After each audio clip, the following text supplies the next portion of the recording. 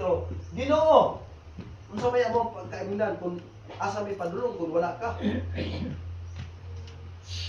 Usa sa pasidaan sa atong Ginoo dinhi sa 24 bersikulo na niya ang mga Israelita, no? Dito sa Ehipto. Dayon, ang ilang tumong, ang ilang journey, ilang lakaw, gikan sila sa Egypt. Sugod sa bersikulo 14 ngadto sa bersikulo 16. Masahon sa nako. Kung naa tay Biblia no, magsunod na ta, no? Exodus 33 bersikulo Dungog himaya. Dungog og himaya sa langit og sayota ang tanan o Dios ka ibalos ko sa Ginoo tungod sa tanan niyang kaayo kanako, no? Kita mo gud kung magunaw na ta og kaayo sa Ginoo sa tong ginabuhi, no? Dili na to usahay masay.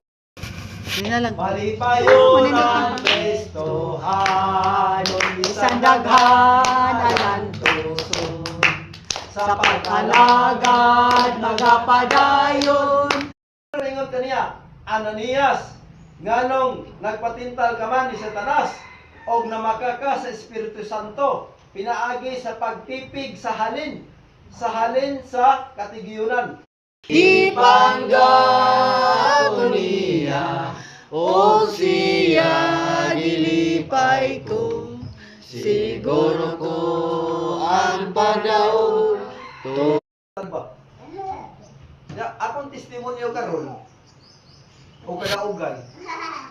Nagpasalamat ko nga pag abot na mo sa initaw, ang among abay nga balay, pastor kato si Lumbab, tao des kalibutan, mga estranyo naman ta. Mga dumuluong rata ning kalibutan na, matod pa ni Salmista David. Iyon siya dre, unang Kronikas 29, versikulo 15, nga sa panahon ni Apostol Pedro, daghang mga paglutos nga nahiuguman nila. Tungod kay mga tinawag o mga pinili ta sa Ginoo. Muna ngayon sa Biblia, katong